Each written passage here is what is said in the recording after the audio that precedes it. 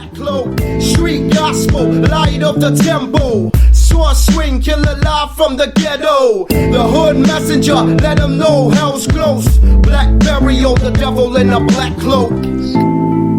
Yo, what is up? What is up? We want to welcome you to the Street Gospel Podcast. I'm your host, Dave One, and this is episode number... Camel, what episode is this?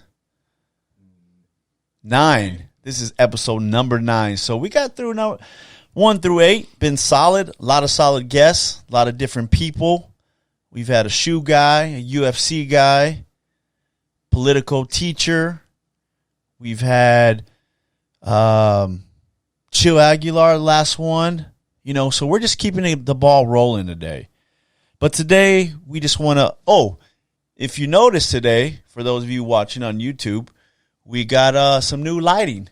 So the Street Gospel Podcast is starting to come up little by little. I know we had a lot of friends that told me, hey, Dave, you got to step it up on the video. I mean, we're on a budget, everybody. We're getting there, you know. So we got some better lighting in here. And so our guest gets to celebrate the first day of the better lighting today. But let's get straight into the guests, you know, because that's what it's about, the guests on this show. And I got a little intro music we go into a little bit. And, you know, this guy, I've probably known him about, I don't know, like 15 years maybe. I don't know, somewhere like that. He's a father. He's a husband. He's a attorney at law, a public defender. He says he does jujitsu, but I've never seen him do it. But he says he does it somewhere. I would like to see him do it one day. But he's an all-around good guy, and I thought he'd have some good insight on a few things. And I wanted to welcome him to the Street Gospel Podcast. So if you can welcome Arturo Pena. What up, my G? What's up, champ? How you doing? Good, man. So I finally got you in here. Finally. I'm digging the place, man. Thanks, legit. Man. We're trying, bro. We're trying. I mean, me and Camo been just trying to put this together little by little. I think every episode we added something. You know, whether it was the desk, whether it was you know, the lighting, you know, the backdrop, whatever it may be. We always added something. Yeah, this is a fresh studio, man. Thanks, man. Really digging it. Appreciate it. So you were in court today. What happened today, man? What's going on today? Man, tough day in the courthouse, you know. Typical hearing, contested disposition, you know. For those that don't know, it's almost like a sentencing, you know, for juvenile kids. But yeah, just another day in the office. What is a long day for you at the office? Show up at the courtroom approximately 8:45, 9 a.m., not get out of there till 4. So you got a pretty much 9 to 5 job. Yeah, it's pretty much 9 to 5. I mean, do you ever have to take that home with you, that job? Absolutely. I mean, you got to prep and all that stuff, right? Let's say you're in trial. Yeah. You know, you're pretty much living that case until the trial's over. Pretty much. Yeah. You're thinking about the case at 3:30 in the morning, you know. Oh, really? Yeah. Yeah, absolutely. So that kind of...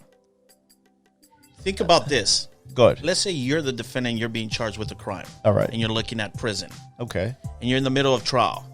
I guarantee you no one's sleeping peacefully like a baby. Right. You're thinking about the outcome. What's going to happen? I just think that for a public defender,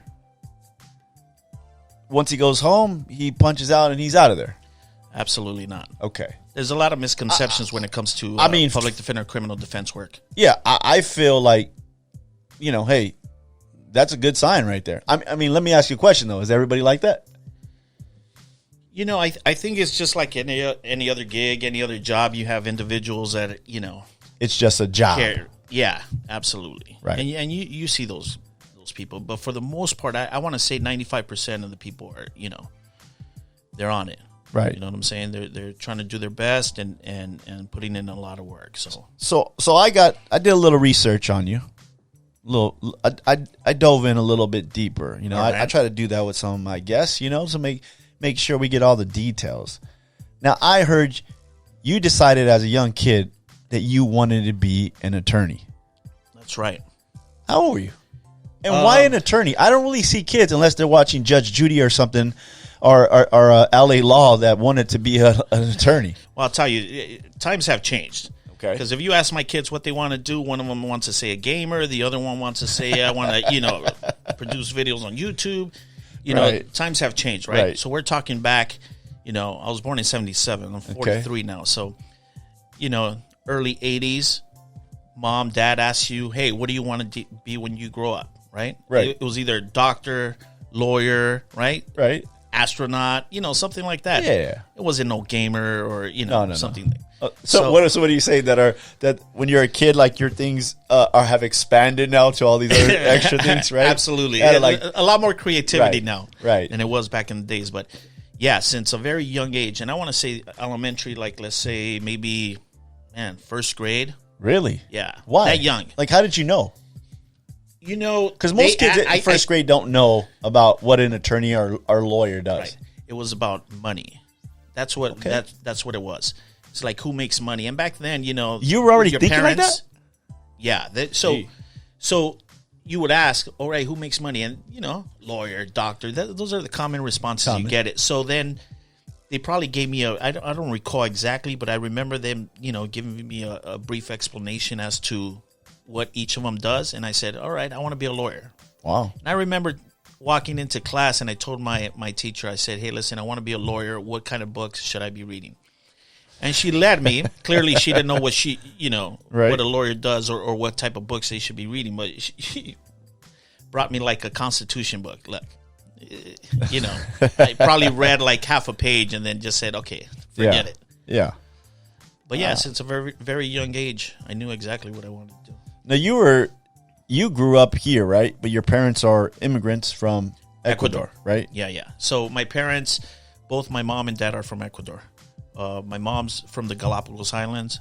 My dad's from the city of Guayaquil. Now, Galapagos is what we always see on National Geographic Channel. And Exactly, stuff, right? exactly. So one of the islands where you have people residing there, living there, that's where my mom's from. Wow. And she's currently there right now. Wow. Yeah. So we've, gone. And you were born here? Honeymoon. Yeah, I was born here. You were born here. Yeah. And you went back. Went back. Yeah, I go back, and visit. Nice. Yeah. You got a lot of family there? My mom's side of the family, everybody's from over there. So Right on. And you were born here? I was born here. I was born in not White Memorial, Hollywood. Can't remember the hospital, but In Hollywood. in Hollywood Boulevard. Right there. Yeah, not Hollywood Boulevard, but in Hollywood. In Hollywood. Yeah, And I know that you grew up in East Los, right? Boyle Heights. Boyle Heights. Boyle Heights. I like that. It's funny that you say that because even though it's East Los, if you're from Boyle Heights, you don't say Boyle East. Heights, You say yeah. Boyle Heights. I was telling my Absolutely. friend that the other day. He said because I saw a shirt. He's from Inglewood, and the shirt said, "When you're from Inglewood, you don't say you're from L.A. You say you're from Inglewood." Yeah, same Same thing thing with with Boyle Boyle Heights. Heights, right? Yeah, you're from Boyle Heights. You're saying Boyle Heights.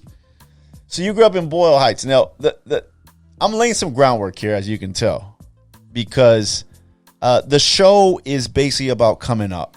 I mean, that's what my show is about, and information. But I like to tell a good story, and I always wondered. I just think that when I bring somebody in, like, how did this person come up? If you don't know the area of Boyle Heights, any particular area in Boyle Heights? Ramona Gardens. Oh, okay. So Hazard. So if you don't know the Hazard, Ramona Gardens area, you're driving down the 10, headed to get off on Soto. Yeah, get off on Soto. But before you get there, you see those big, tall walls. Yeah, and all you see is RGB everywhere, right? Exactly. You see the train tracks and you see the projects there to the right hand side of the 10th floor. So you grew up in the projects there. Yeah. So I didn't live in the projects. I lived a couple streets away from the projects. Couple right? streets. Yeah, but unlike today, back then, all the kids played with each other. You understand me? Yeah. And you would go down the street and play with friends, not like today, but Just a giant one neighborhood. yeah, absolutely. Yeah. So, Yeah, anything from the 10 freeway on Soto and Marengo all the way down to like the beginning of Lincoln Park. Okay. So that whole area, we would go to Hazard Park since we were kids. Played baseball there. Basketball, flag football. How did your family end up there as immigrants? Is that where they just land? I mean, they just came to LA. Originally, when I was born, we were living in Glendale. I don't remember much of that, and just photographs. But we were living in Glendale, and then at some point we moved to Pasadena. I'm 4 or 5 years old, and then we ended up in Boyle Heights, and pretty much, from the age of like let's say 7 till we got out of there maybe at 17. I think actually moved out of there. So it wasn't like a little short span of a year and a half to survive. You're talking about 10 years of being 10 years and the crucial years, right? Yeah, because that's where you formidable years when absolutely. The make or break years. Absolutely, that's where you're laying the foundation, and you dictate as to where you're going to go, left or right. So is young Art during those formidable years of growing up in Ramona Gardens area, Hazard, Boyle Heights, are you thinking I still want to be an attorney? And the reason why I'm saying that is because a lot of people don't see outside past their neighborhood. Right. And when you're living in a neighborhood like Boyle Heights, it's very hard to see beyond the 10 freeway. Absolutely. Yeah, no. When you're like 12, 13 years old, you're not thinking about your future. Absolutely not. Day to day. So I'll tell you this much, man. When I'm in elementary, I was a good student. Good student in elementary. Actually, I had, I was in some gifted classes. I was on it, okay? Everything changed when I went to junior high, 7th grade, all right? It always does. I went to Al Sereno Junior High, all right? Yeah. Boyle Heights, all right? That's where everything started going downhill real quick, yeah. That's where you start realizing who's cool, who's not, right? And it's funny because when you go to junior high, you're so innocent in 6th grade, right? Right. But from that 6th grade, 11 years old, 10, 11 years old, right? To the 8th graders, 12, 13 years old, there was a huge difference, right? Huge jump, man. That's where, like, you starting. People are ditching. People are tagging on the walls. And you're like, what's going on here? Like, you're shaking. You're like, what's going on? Yeah, people starting to smoke weed. Right. You didn't even know what that is, right? Like, you're an innocent kid, and they just put you in here in this playground where you have more advanced kids. Yeah. And we're talking, it's a bad neighborhood, right? Right. And, it's El Sereno Junior High. So, yeah, that's when it started going a little bit downhill. So are you starting to get in trouble now? Are your parents starting to get a little worried? By the second half of 7th grade, I was completely ditching school every single day. I actually got arrested in downtown LA because I was just catching the bus, riding on the bus, and I got busted in one of the hotels. Oh, so you're a rider. I was a rider. I was a toy. I was a toy. That's what you used to call it. A toy. Everybody has to be a toy before they become a rider, right? Absolutely. You start somewhere. Every famous rider was a toy at one time. Right. So for those of you that don't know what a rider is, they're graffiti, riding on bus, tagging your name. So everybody was a toy at one time. And I think during that time, during 7th grade, I mean, tagging was a thing, right? Yeah. You had Chaka, all those writers were all, it was a big thing. It was the golden era of graffiti, of tagging, of graffiti. So during that time, I'll tell you, like, we would wake up on the weekends on Saturday, and so we lived right there where they used to call it the panic zone, right off the 10 freeway, the big wall, you had the big MSKs, big old, all those writers. And we would wake up early in the morning, Saturday, like by 7 o'clock, up, boom, and try to find a marker or something. And we would meet at the train tracks, a group of kids. And we would just go right and just get into trouble, really. I mean, that wall is a huge landscape. Absolutely. I mean, huge. Absolutely. I mean, there has to be, I mean, I think anybody who wrote at the time, like any of the big names, hit up that spot. They know the panic zone. There's no doubt that wall's got to be like 3-4 inches. Yeah, it's right behind the occupational center. Yeah, on Marengo. For those that don't know where it's at, but yeah, that's wild. So you start getting in writing. Yep. So that's funny that you say that, because I always try to track where it goes wrong, right? Either it's a little bit of weed, either it's a little bit of drinking, a little bit of gangs, or it's writing, right? Or it's graffiti. It starts one of those things, right? So it starts with tagging, right? Yeah. And like I said, you're innocent. You know, these 12-year-olds, they're innocent, right? So but little by little, it starts escalating. Yeah. Okay. Now you're ditching, and hey, what's that? Well, that's a Mickey's bottle. You remember the big the Mickey's bottle? So a little unique bottle, right? So, and that's attracting the way it is. It's right. like, whoa, what's that? So take a sip. Right. You understand me? Oh, what are they smoking? Oh, they're smoking weed. All right. So little by little, you gradually start, because of the crowd that it is. So, are you hanging out with older guys now? Yeah, absolutely. So, we're in the age anywhere between 12 and let's say 16, right? Yeah. And then there's a huge, so the 15-year-olds, 16-year-olds dictate everything, right? You're like the 12-year-old, and you're just like part of the crew in the back following these guys, right? Exactly. So little by little, that starts escalating, right? So we went from tagging to tag banging. Yes. Okay. So, we even came out on Fox 11 on the tag bangers video. That was funny. I got that over there somewhere. Yeah. I got that recorded somewhere. Yeah. I look at that and I start laughing. So for everybody, explain that for everybody out there that doesn't know that era. I know that era all too clear. Okay.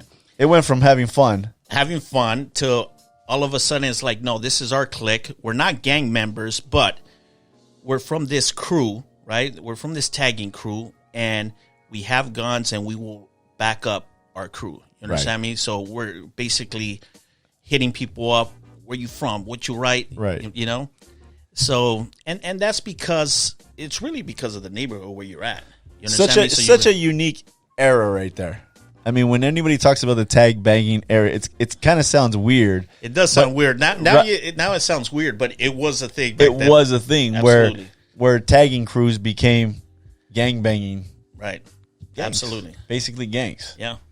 Forced to be or not, or whatever. No, and that's exactly what happened. So after a while, everybody from the tagging crew, you go from tagging to tag banging, and then the neighborhoods rise up and say like, nah.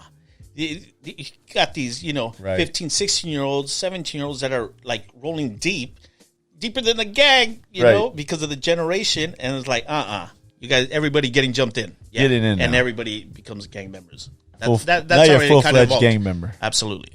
So that's how it goes. So you were in that whole era of Chris Blatchford, Fox 11 News, absolutely. Tagging innocently, influence. That was the thing, right? I mean, we would look forward to the weekends, right? Right. So, just waiting for the weekend to come around so we could get into trouble. That's how you would think. I mean, now what type of guy? Let's just say, what type of guy is tag banging, gang banging Arturo Pena? So, I mean, are you? I'm one of the smart ones. Let's just say that in that respect. So you're number one, you're the tactician. Absolutely. So during this whole time, like I was still going to school, still trying to take care of stuff. One of those guys. Yeah, absolutely. Okay. So it took me a while. So I'd be failing classes. Like if I'm not feeling it, I'm not feeling it. Right. Yeah. So like for example, I didn't get my high school diploma until I was 19. Wow. Okay, 19 and a half. Right. But yeah, basically I was that. I was kind of smart at things like, people want to do, hey, let's do this. And I'll try to talk to him out of it. Like if it was like, if I thought it was like straight stupid. Listen, this world, there's a spectrum, right? Of individuals. Right. And sometimes you got people that just have no brains and they want to do the stupidest things. Right. And it's like, nah, I'm not going to do that. You understand me? Yeah. So you were one of the smart guys. You're going to school, trying to. Yep. Why were you trying to? Well, the girls were there. Ah, okay, You understand me? makes sense. The girls were there, and listen, and a lot has to do with my parents too. They pushed the school thing a lot, you know. Yeah, You know, I wouldn't show up at home or get high and stuff like that, but there was always that respect, and Right. I knew that they were like behind me and pushing me towards that. So I really never gave up on that, because most of my friends were like, "Okay, I'm not going to school," Right. And I was still like, you know, like still going.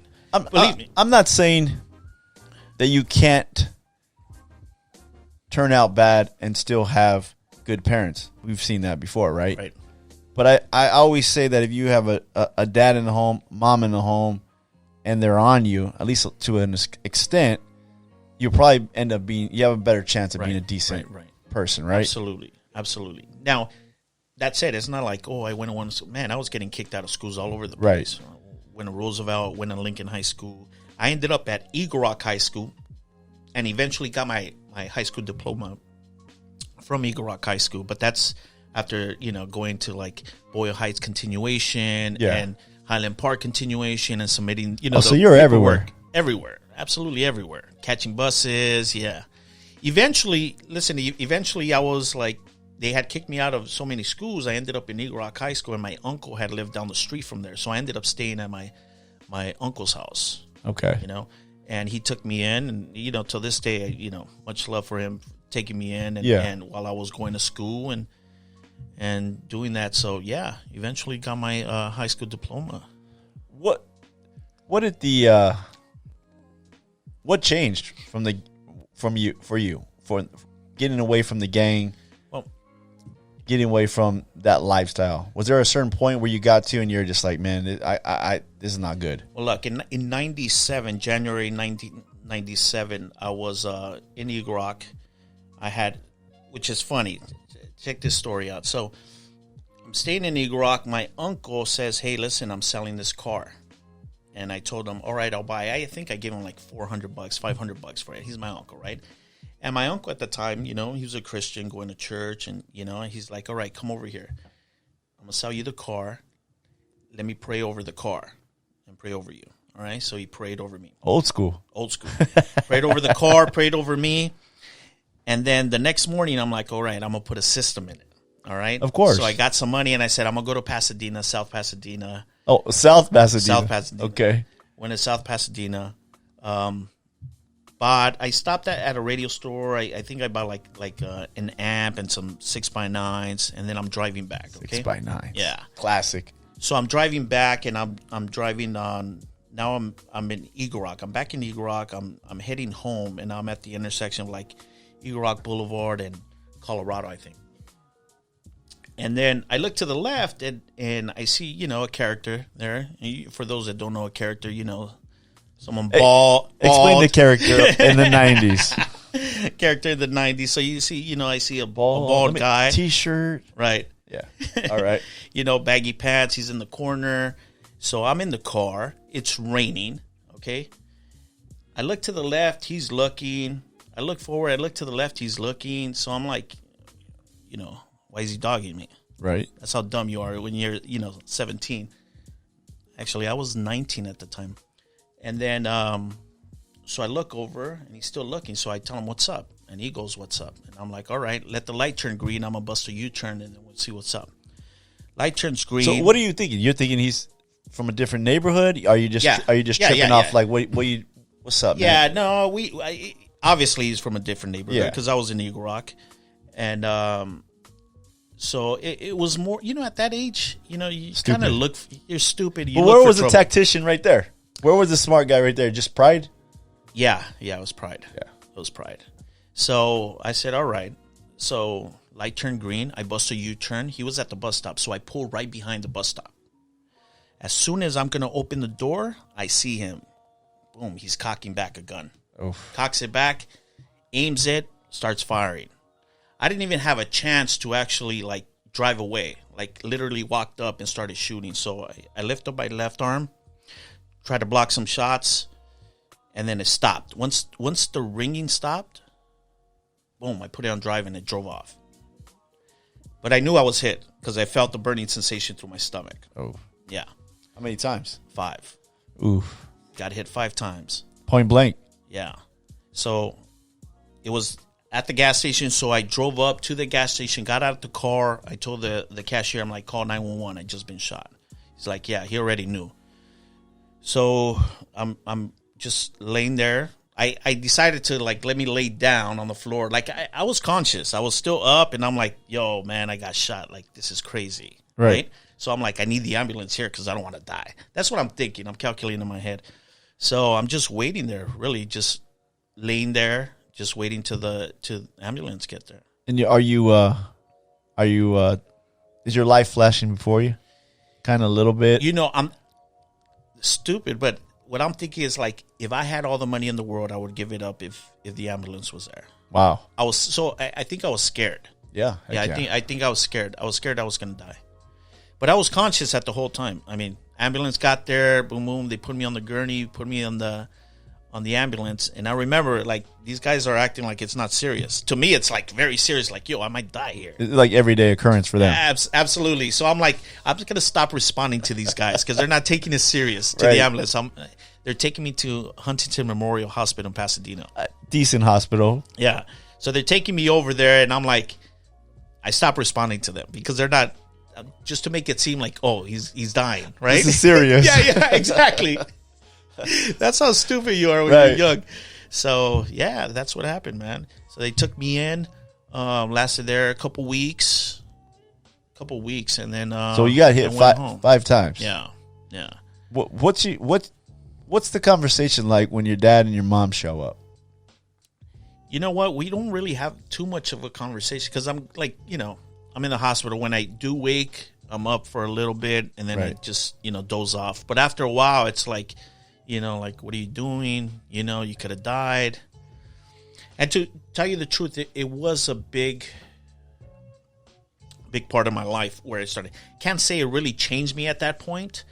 I was more aware, and I was like, oh, I got to be, careful, more careful than I was before, right? But shortly after that, I want to say like maybe a year or two after that, the drugs came in, right? Okay. Now, here's another story. And this is what changed everything. Back in those days, we used to smoke Primos. Right? For those that don't know, it's marijuana laced with crack cocaine. All right? So we used to smoke the P-Dogs. So technically you didn't learn yet. I didn't learn. No, after I got shot, I recovered. Did you get more callous? Like, okay, I got 5 shots. Guys go back to the neighborhood. Guys go back to the neighborhood. I got shot 5 times. That Tupac, attitude. I was like, man, I got caught slipping. Okay, and I got to be more. That's what I was careful. That's what I was thinking. For a smart guy, you were probably like, yeah, man, I messed up. No, this is what I. You know this what where it I went does wrong. too. Well, to me, it got me a little bit paranoid. Also, of course, yeah. I wasn't trusting. I can only imagine. After that, I was paranoid. I wasn't trusting. At that time, I was 19. And prior to getting shot, I had enrolled at PCC, Pasadena City College. Okay, I hadn't personally gone over there, but I remember the last semester at Eagle Rock High School, a representative came in and told everybody, "Hey, sign this application, and you could, see if you get accepted." Right. And I remember I did that, and I had got an acceptance letter. To me, that was huge. Like, what? I could go to college? Yeah. Like me? And yeah. Then I got shot, so I didn't go to school. Oh, right? Little setback right there. Yeah, it was definitely a setback. But after that, the event that really changed me, and I said, like, yo, this is crazy. Yeah. Was a buddy of mine came over. He came over and said, like, hey, let's go score. Let's go to our other friend's house. This is how dumb we are, okay? I have a car at this point. It's my mom's car, but I could use it, right? So my buddies, I tell them, yeah, let's roll. He picks me up in a G-Ride, okay? For those that don't know, it's a stolen car, okay? Picks me up in a stolen car. We're driving. What's the code for that in the law books, man? 10851. I mean, so basically, we're driving, right? Yeah. In G-Ride to go score go get drugs. And LAPD pulls up right next to us. Okay? They pull up right next to us. Now we're like, oh, man. My buddy's driving. I'm in the passenger seat. All of a sudden, the officer takes off. And I'm like, yo, we got lucky. Right? And I told them, hey, take the back streets. Take the back streets just in case. So we take the back streets. Next thing you know, we see multiple units. So what had happened was that the officer had punched in our license plate and it hadn't come back. All right? And he just took off. But then it read like, hey, it's a stolen car, so he called it in. Went back. Right? So now we're in a police chase. All right? They're chasing us. We go from, I was at the time staying in El Sereno with my mom, my dad, and they're chasing us from El Sereno, and we're heading to Boyle Heights because we're going back to the neighborhood. Police chase. Going in and out of streets, running red lights. Somehow we end up by Lincoln High School. Okay? Are you telling the driver to stop? Or are you just saying, just go? No. We're telling him, go to the projects. Okay. We go to the projects because at that point, we know where to hide. We Right. had little, we were running the sewers. Yeah. Okay? So we had a little hiding spot. So I tell him, keep driving, keep driving. We came to a point where it's a red light and we see cars going, right? And he's like, do I stop? Do I stop? And I remember he's saying, do I stop? Do I stop? And I said, nah, go. We went. Next thing you know, I see like flashing lights. Boom, hits the car. The car rolls. We hit a fire hydrant, knocked that off, a telephone pole, knocked that down, slammed right against the wall. I suffered like a concussion, I know at the time, because he was like waking me up, like, yo, get out, get out. Whoa.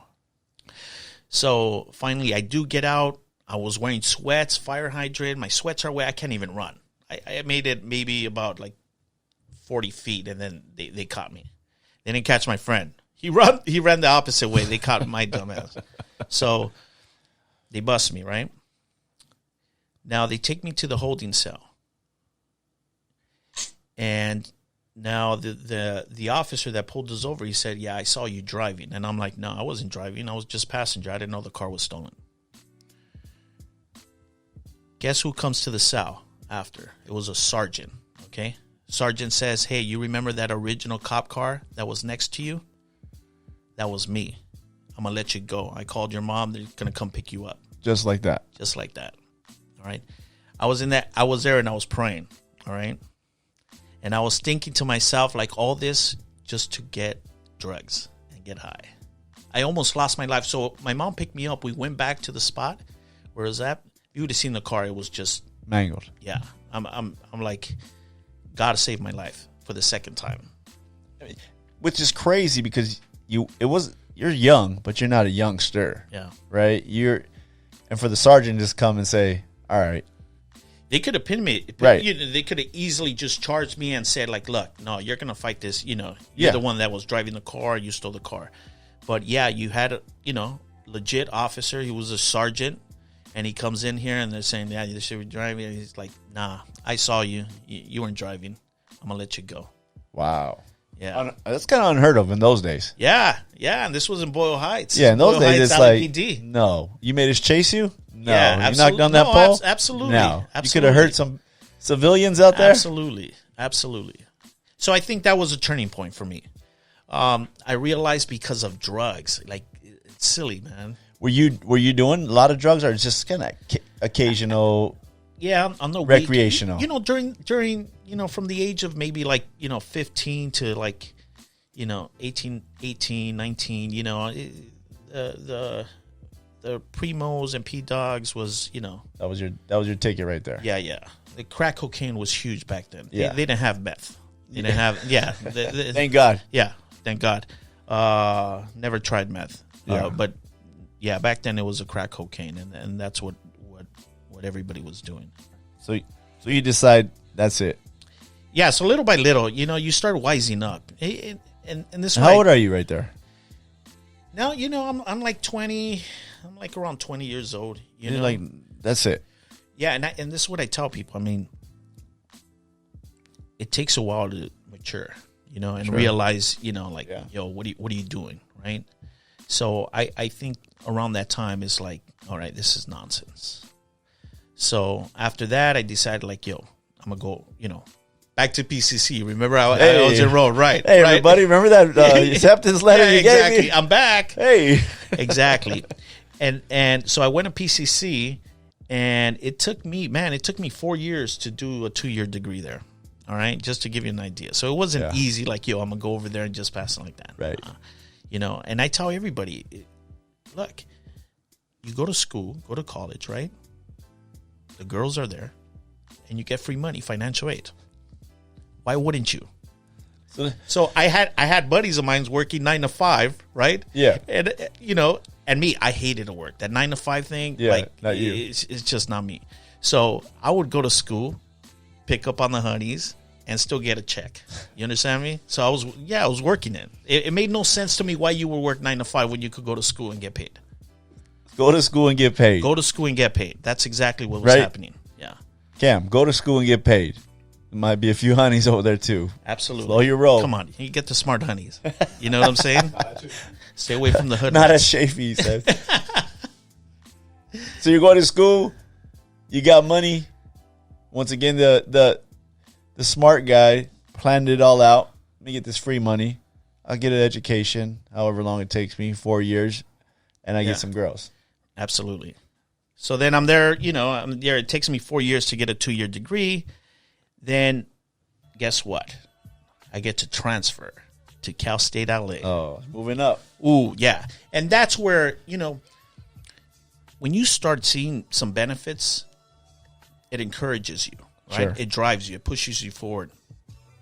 And to me, that was like the major hurdle. Like, I'm going to Cal State LA. All my friends, you know, prison, some died, and working. Yeah, how did you peel I'm going to Cal State How LA. did you peel off those layers?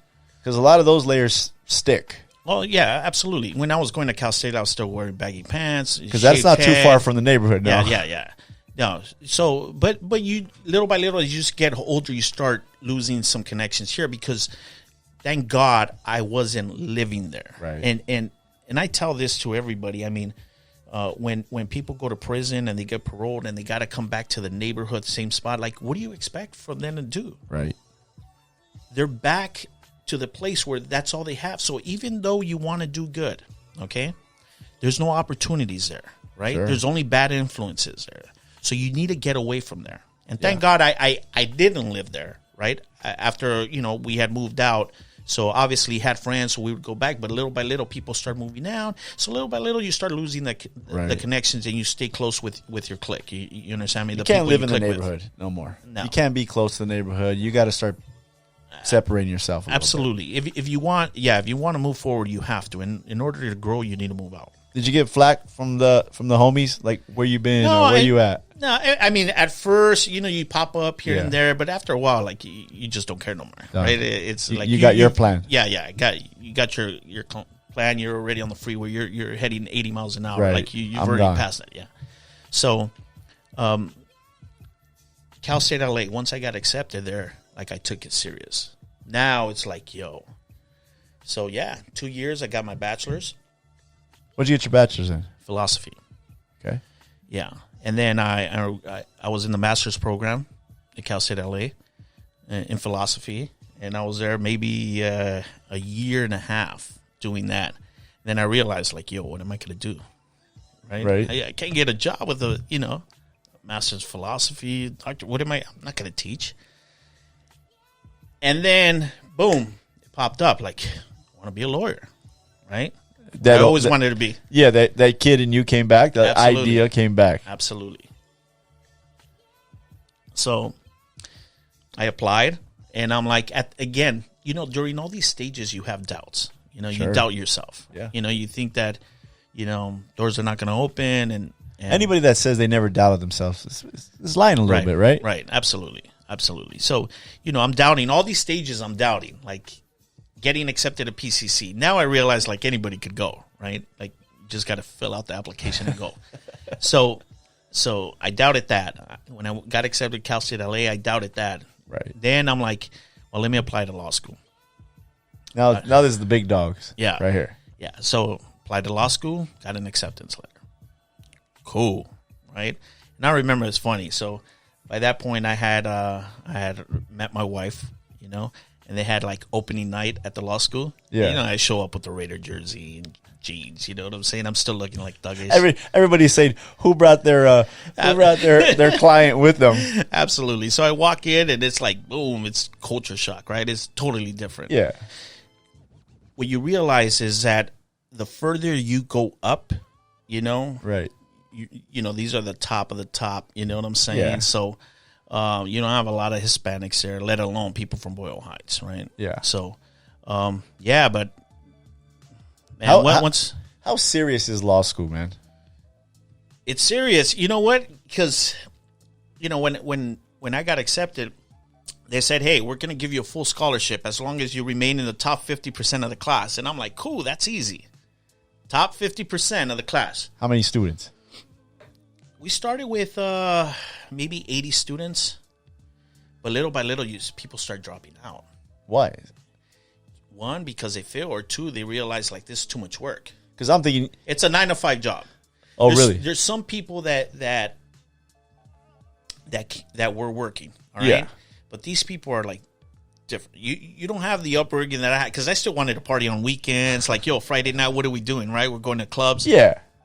You know, I was still going to hitting the Mayan, you know, for those that, you know, that was cracking back in the day. But so for me, it was difficult. It was a 9-to-5 job. Like, I'll show up early in the morning if I had class at 10:30, because no one's pushing you. This is all yourself. So if I had class at 10:30, I'll show up at 8:30 so I could make sure that, you know, I do my work and then stay there, you know, a lot of Red Bulls, a lot of coffee just to, you know, be on top of it. So for me personally, it was a lot of work. Because I'm thinking a guy that got his bachelor's, you know, that might be built up in him.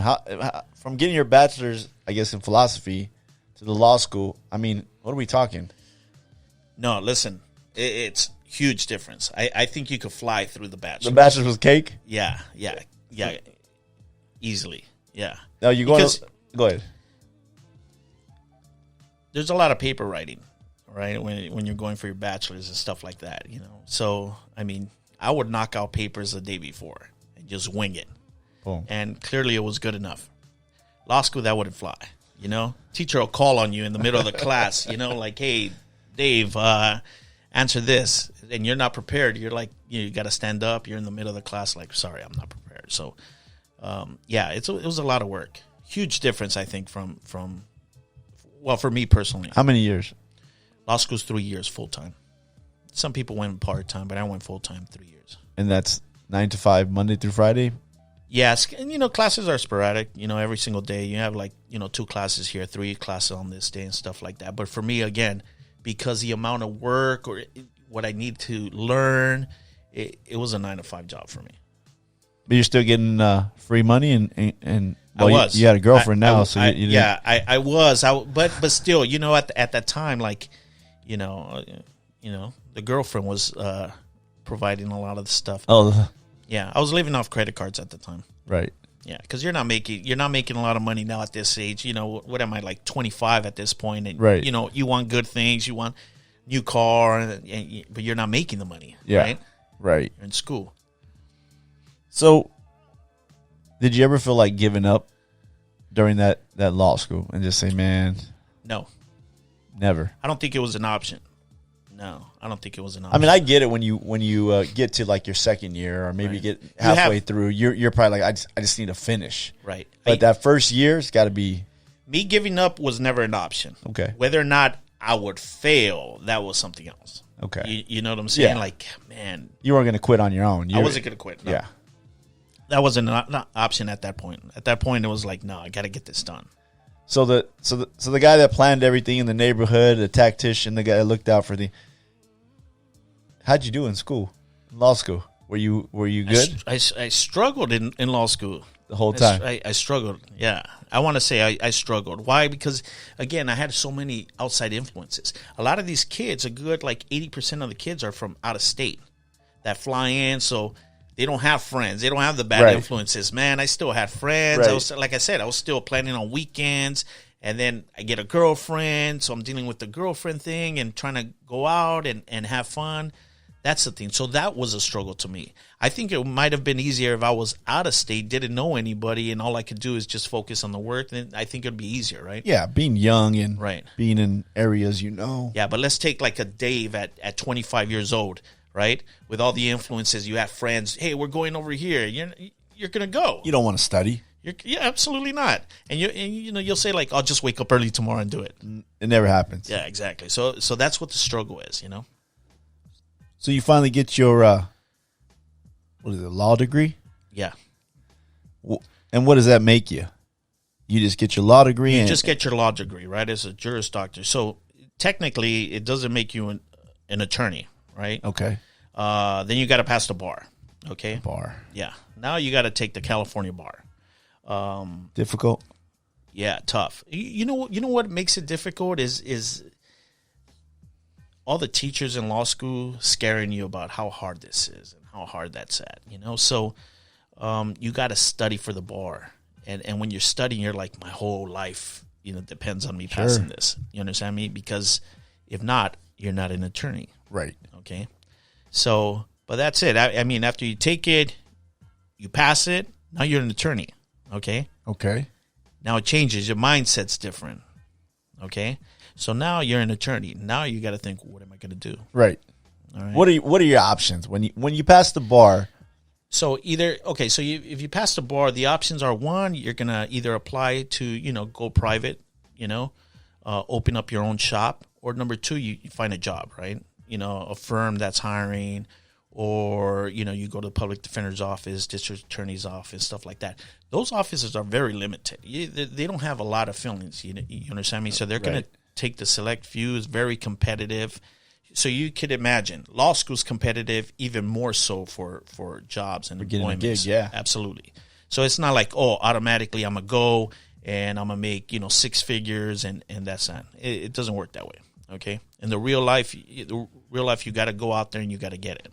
So I remember at the time, before passing the bar, I was interning at the public defender's office, but they had a hiring freeze. So that wasn't an option. So then I remember I'm like, you know what? I'm just going to open up shop. And I decided to open up my office.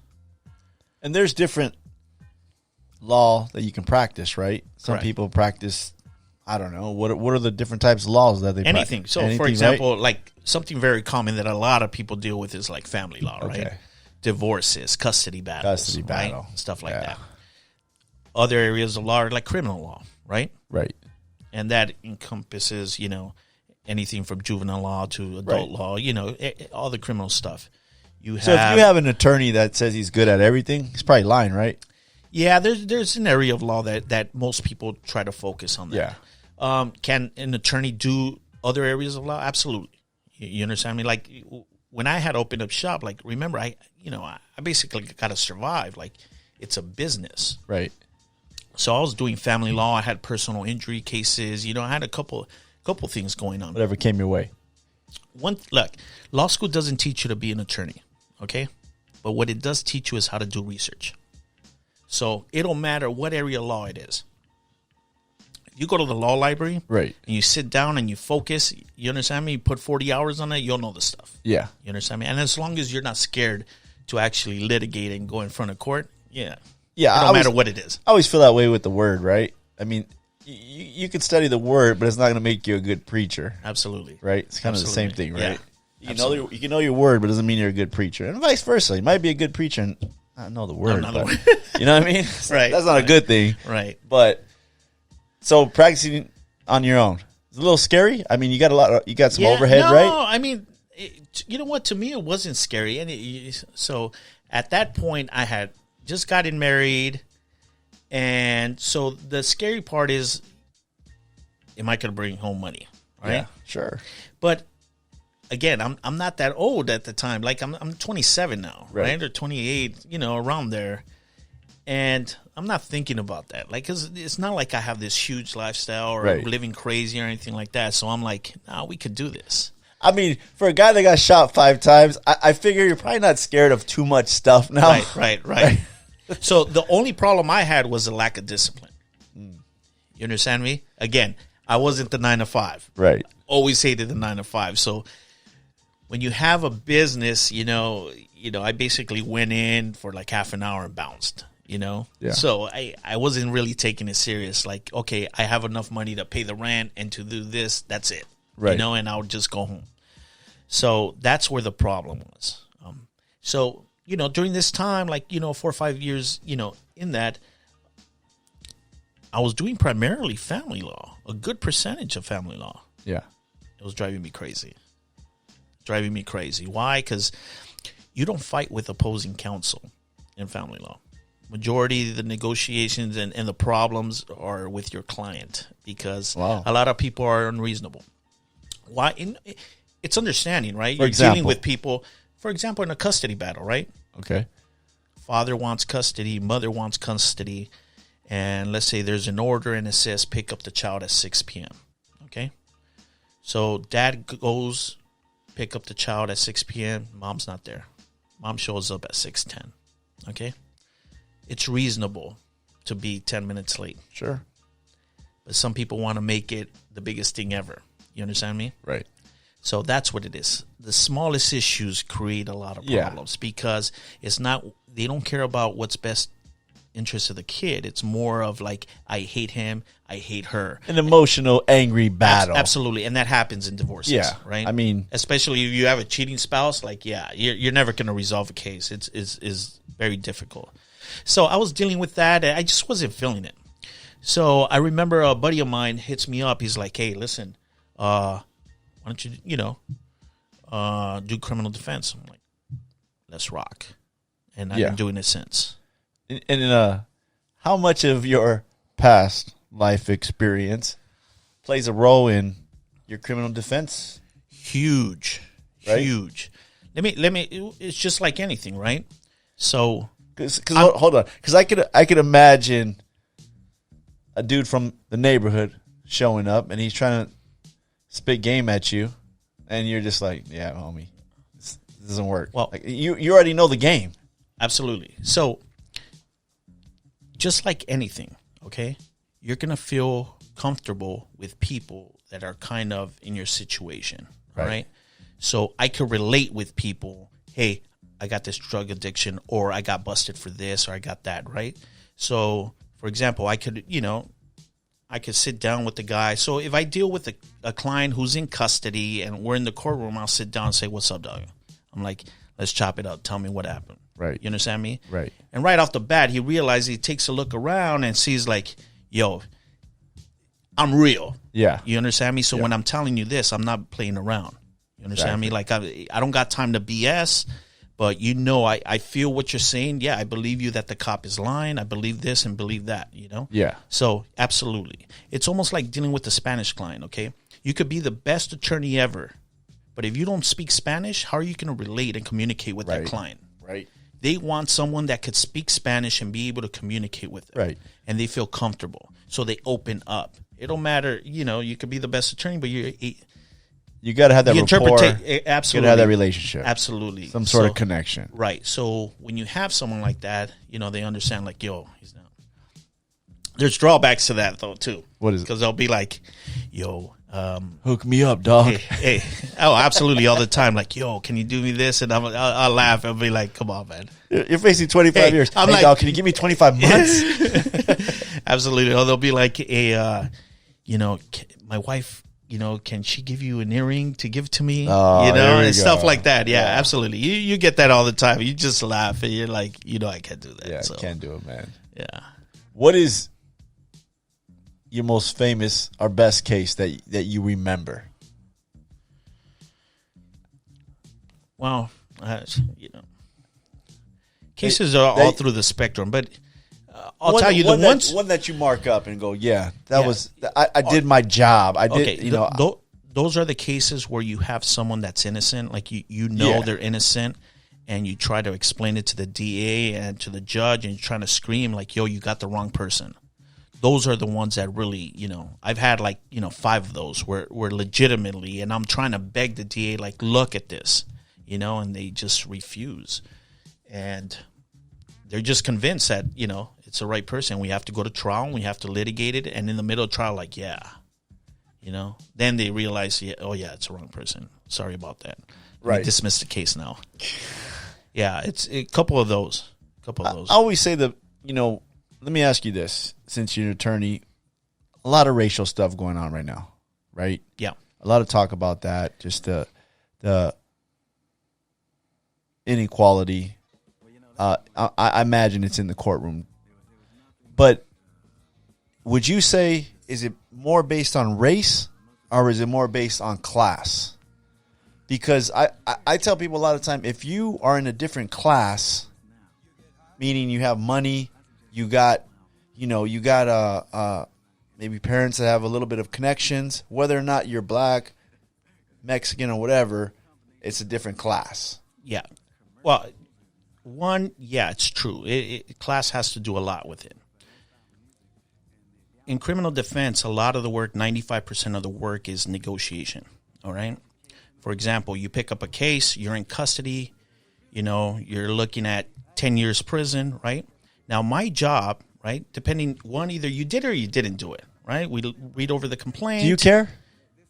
Absolutely. Well, I don't care in respect, like, I don't care you did it or not. Just be honest with me. So that way I know how I could defend you and how I could help you, all right? I'm the only person in your corner, all right? Got it. So don't BS me. You don't have to BS me. Right. All right? And you're not going to talk to the DA, so it doesn't help me to lie to my attorney. No, absolutely not. If I did it? There's attorney-client privilege, so there's no reason for you to not disclose this stuff. Got it. You see, I need to know everything so I know what cards I'm holding, okay? Last thing any attorney wants is to be surprised in the middle of trial. Yeah, exactly. And be like this, and then you look at your client and say, didn't I tell you? Like, what am I supposed to do now? Right.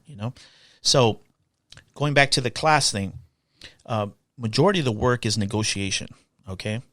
So because, unfortunately, there's a video and it shows you doing it. So doesn't mean that, guilty and sentenced, right, to the max. No. It's my job to try to negotiate the best resolution for you. That's where negotiation comes in. And I always tell my clients, I'm like, listen, in order for me to help you try to negotiate a better deal, you need to bring me mitigation paperwork. It's almost like a job interview. I got to sell you, okay? I got to talk to the DA, and I got to sell you. All the DA has is a folder. A rap sheet. Rap sheet, name, paper, and allegations. That's it. She's never talked to you. She's never talked to your parents, to your mom, sister, and stuff like that. I've talked to you. I talked to Dave. Hey, you're looking cool. We talk. I get it. You did it for these reasons. So I got to sell you. Somehow by my communications with you, I got to sell you to this DA. Okay? Right. And make her feel you. Be passionate, at least to, differentiate you from the other criminals. Right. So I tell him, hey, listen, it's like going to a job interview. You got to help me out. So people in the upper class, jobs, right? Better letters of references, right? Right. You don't want you to get your Theo from the neighborhood. Absolutely. They have the money to say, like, look, all right, he wrecked that. He'll pay the restitution. Here's $40,000 to cover all the damages. It makes the victim whole, so the victim's not going to complain about it. Right. But you have someone who doesn't have money, lower class, that's not even an option, right? Right. So, yeah, it limits that. Those people, lower class don't have, they can't sell themselves. They don't have that many options. Absolutely. But, can't ignore the race thing. I tell you, listen, people are jamming people up, all right? Right. They always say, like, you walk like a duck, you look like a duck, you are a duck. Okay, that happens, okay? Sure. They tell you, look, they're not, they don't see a black person, they're not pulling them over or jamming them up, walking down the street. Right. Nah, it happens. For sure it happens. Yeah. Yeah. So you see that. And unfortunately, it's something that you got to deal with. It's unfair, and you see it in the court. Unfortunately, we only have this one system, and you have to put individuals that have different backgrounds, different classes, and kind of treat them within the same system. It just doesn't work. It doesn't work, right? It doesn't work. Is that the biggest problem in the system? I think so. One thing that would help, and this is more in the criminal side, right, is if these district attorneys had a little bit more life experience. Like if they grew up in Boyle Heights or Yeah. or in the lower community, you know what I'm saying, inner community, they would have a little more understanding of, listen, that's the norm, right? For example, you'd be surprised how many judges and DAs are just clueless about what happens inside county jail or in prisons or the politics. They think like, oh, he'll just do time. It's like, no, it's not that simple. You understand me? Yeah. He's not just going to go to prison and just do his time. There's politics involved, and there's a lot of underlying things, but they have no clue about that. They don't teach them that. All they see that is from like American Me or, you know, movies like that. So I think that's the problem. But then again, these are the people that are, you know, different class, right? Right, different class. I told my friend, he's a cop. He was on the show, and we were talking about being a police officer. And, you know, one of the issues I brought up, was that we needed more police from the neighborhood, right? More Hispanic police, more black police. But the problem with that is what? It's kind of a taboo thing to be a cop or maybe even an attorney. I guess you're on the right side of the law, right? You know, shout out to all the police officers out there, right? There's a misconception that they think criminal defense attorneys don't like cops or anything like that. That's just not true. You understand? We hate the cops that lie. Okay, crooked cops, right? It's a small percentage, but they're out there. Believe me, they're out there. And I ran into them in courtrooms and caught them lying, and it happens. Okay, so those are the ones, the bad apples, right? Everybody else, much love. But that said, I get it. I understand why they do what they do. And I'll have this conversation. What are some of the things they do, though? Well, they have each other's back, right? Okay. So, I mean, if your job's on the line, you know, you got to stick to a story, right? You'll do it. You understand me? Yeah. So, I get it. And we have this conversation like, look, if I was an officer, I'd probably do the same thing. You know what I'm saying? Like, it's just, that's how they kind of survive. Yeah. But I don't want to speak too much on that because obviously I'm not a police officer or anything like that. But in your realm. But in my realm, yeah, you know. I saw a documentary, and you've probably seen it. It slipped my mind what it was about, but it was this Chicano dude that got accused of shooting somebody, and they pinned it on him for a long time, and he was begging them. It wasn't me. He was at a Dodger game. I don't know if you ever saw that. Oh, that's right. That's right. That curb I forgot enthusiasm. What's that? The long shot. Long shot. That's what it was called. So the guy they tried to pin it on him. He's crying in court. He's like, man, I wasn't there. He ended up with the Curb Your Enthusiasm, was filming that day there. Lucky. And had him on film. And they still, if you watch the documentary, they still, even though they had him on video, they still said he had time. Yeah. He had his little girl with him. He had his friend with him. They still try to pin it on him that he would still have time to drive down there, commit the murder, drive back, drop his friend off, and go home with his daughter. And just to be clear, look, all these documentaries, stuff like that, they're kind of made in such a way so you could, have doubts and stuff like that. So I don't know everything about that, but I'll tell you, that's a perfect example how I'll come to a DA and say, like, look, you have the wrong person. Please look at it through these eyes. Right. But they don't. And I think that's another problem with that we have. Why are they like that, though? Because it's a job. It's a job. They have supervisors. It's no politics. Feelings. No politics. Feelings, right? No. They don't have life experience. You understand me? You'll realize, this is based on my experience. The best DAs, district attorneys that I've dealt with are the older ones that have been around the block and they realize the nonsense from the non, right? And the worst are the new district attorneys because they just yes, sir, to whatever their supervisors want to say, right? And I tell them, look, you have to do what's right. Right. Okay? Would you say no to your supervisor if you knew you were doing the right thing? Now, a lot of them, they'll do what the supervisor said because they don't want to get fired. Right. So I learned that. I don't care. You want to fire me, but I'm doing the right thing. Right. I'm not going to do something just because you say it. It's weird. Okay? That's just not. And you get to a life. Point. A lot of people are not like that. Right. They're afraid to take a stand. Right. So That's the biggest problem you got, is that this is their livelihood.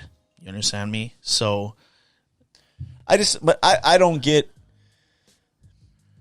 there's no quota for how many people you can. It's hard. Is there a quota? I mean, I don't think so. Maybe, when they're playing politics, they use those numbers like, hey, X amount of people convicted and stuff like that. I get that, but I think it's hard for people to acknowledge that they're wrong. You understand me? Yeah. And say, Your Honor, we made a mistake. You understand me? We got the wrong guy. Right. I've only had that happen to me once, and I have much respect for that district attorney. Wow. But other than that, I mean, even when they're wrong, they're just like, we thought we were right. You understand crazy. me? Yeah. And again, because they're seeing it through different eyes, So I don't know. Maybe if I was a district attorney and I saw it one way, like just to convict, So what's the process? Let's say a crime was committed. Okay. They identified somebody that, had a description of somebody. Cops roll up, a mile away. They see his exact replica of the description. They arrest this guy. We don't know if he did it or not. He's arrested. Where does it go from there? So from there, usually what happens is that the detectives or the police officers will write up a report and submit it to the district attorney's office for filing. Okay? If they arrested him, it's because they feel like, hey, they have the right person. Okay? So after filing, basically you have the individual. They take him into custody, right? At some point, he ends up in county jail. And now he has to be arraigned. Okay? Now, during these 48 hours, the individual's in county, okay, has no clue what's going on. Right? All he knows is like, hey, they arrested me for this. Right. During this time, you have the police officers that are, conducting the investigation and so forth, right? But Mr. Criminal, the person they arrested, he's just sitting there, has no clue. Next thing you know, comes an arraignment, okay? Majority of the time, depending on the county where you're at, if you have private counsel or not, you just get arraigned without an attorney. It's automatic, not guilty, and they set it for either a pre-trial or a pre-pre, okay, depending on the type of charge, okay? Okay. It's at the pre-trial stage or at the pre-pre where your attorney's there, right? And you get to discuss the case. So that's if you have a private attorney. Or, no, at the arraignment, if you have a private attorney at the arraignment, he'll be there. And he could talk to you about, hey, this is what it is. But majority of the time, majority of the time at arraignments, you haven't even got the whole police report. You really don't know everything about it. All you could tell the guy is like, look, bail's at $50,000. You're being charged with this. I just got the police report. This was happening. How hard is that when you have to do that? Because I'd imagine the guy's like, man, I didn't do this. He's first time in the county, sweating it. Yeah, and I think that's the important part for you to get as much information as possible from the guy. Why? Because it's fresh in his head. Right. Okay? Now, you got to realize this. Out there, the officers, they're conducting an investigation. If they think you did it, all the investigation, everything they're getting is to point finger at you. Right? So, like, hey, they interview this witness. Yeah, I didn't see him do that. Okay. I don't need to talk to you. Okay, so they'll, find individuals, hey, who did it, right? So the guy that's in custody doesn't have no one having his back doing the investigation. Hey, let's interview people and let's see who they have. It's a full court press on that guy. Absolutely. And you're just stuck there, right? Right. So at some point at the pre-trial, at the pre-pre stage, you come out. Now you've been in custody for, like, let's say a week and a half or a week, right? In the county. Now you're going crazy. In the county, have no clue, right? Ugh. Absolutely no clue. They bring you out. You're in, you're shackled up. They put you in the box. That means, one of the seats in the courtroom. You're next to other inmates. And now, how you doing? Hey, my name's Art Pena. I'm your attorney, right? You're being charged with, whatever it is. So he sees a little light at the end of the tunnel, right? So now I explain to him, I sit down and be like, look, this is what they're saying. They're saying A, B, and C. Now tell me your story. They go ahead, they tell me the stories. Now, at that point, now I got some leads, right? Right. At this point, I tell them, like, hey, listen, don't BS me, all right? Tell me. If you did it, or if not that, lead me to the right direction, because these crucial times, right? Right. Because if he tells me, no, I didn't do it, it was Joe Blow, or there was video, or, this person, then I could send out an investigator to go try to interview that person. Right. Go try to interview people that establish that you didn't do it.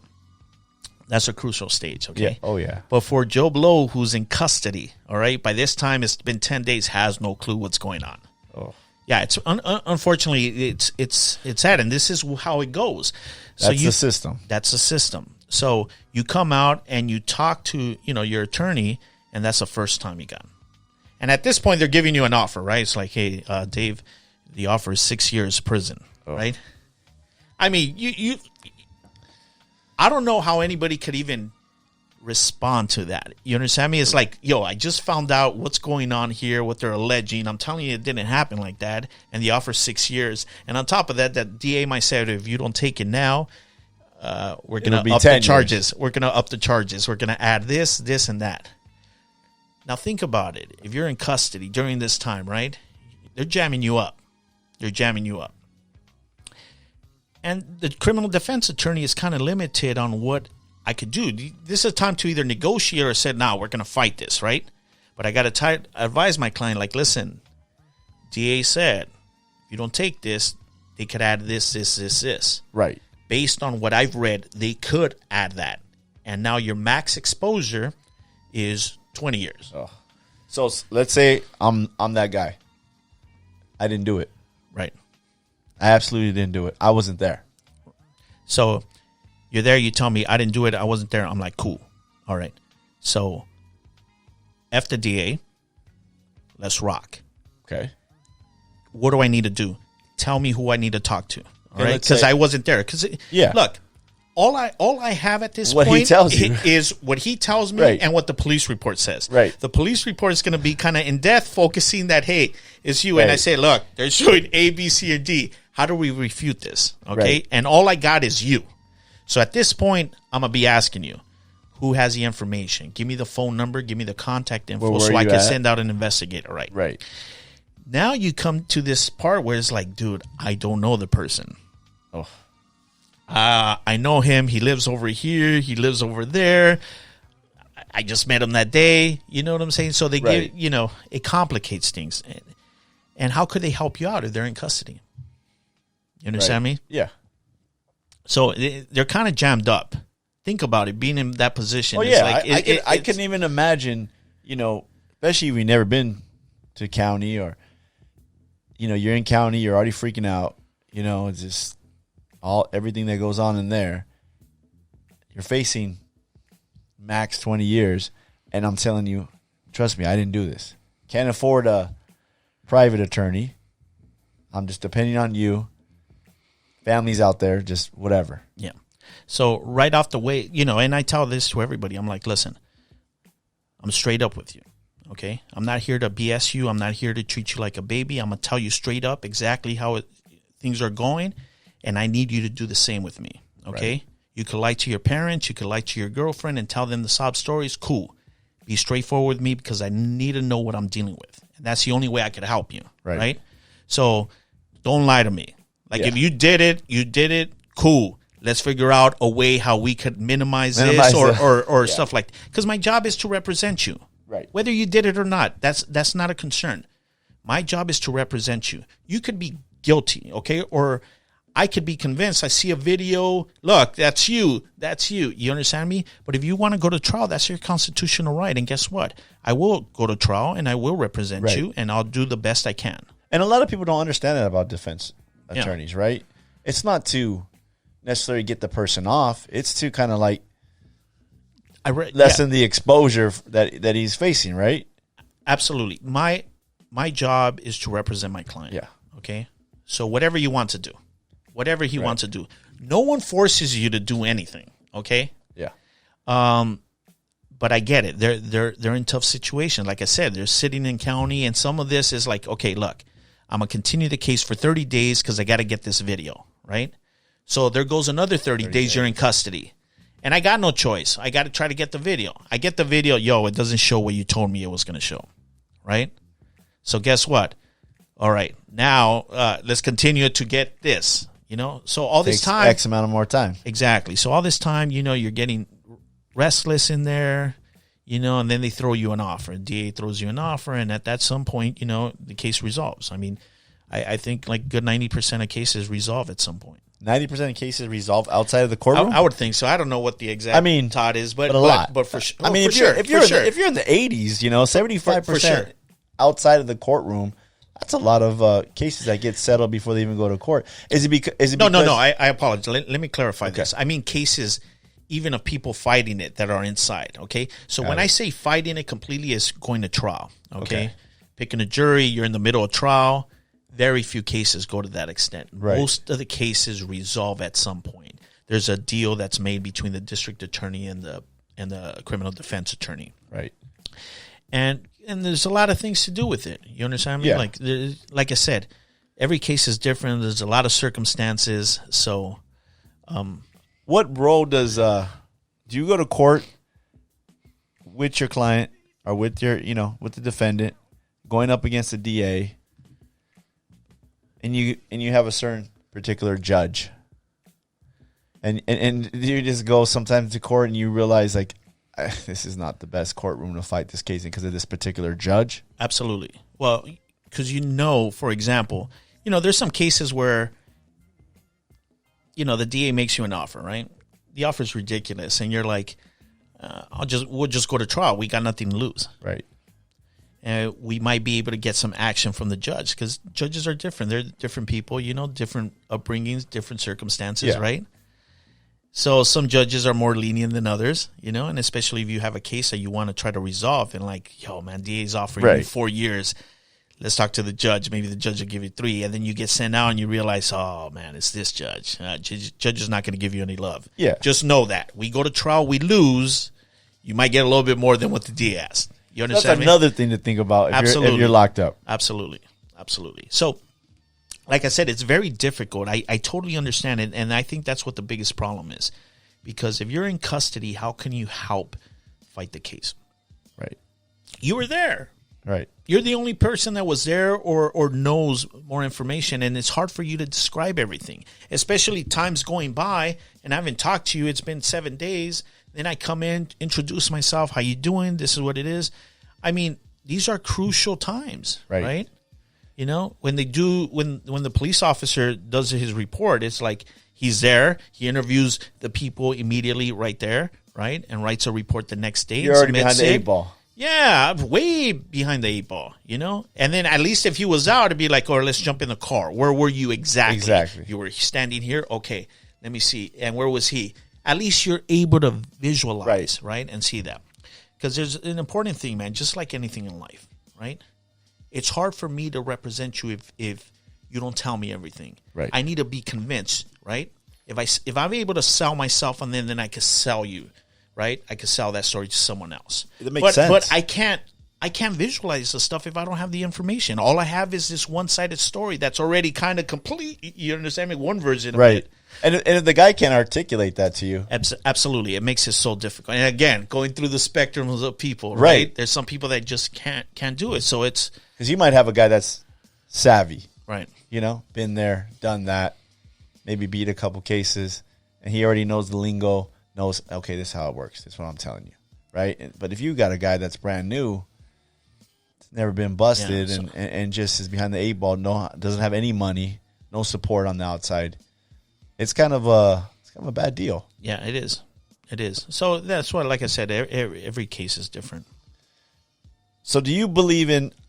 I know they're trying to pass a thing where it says no bail.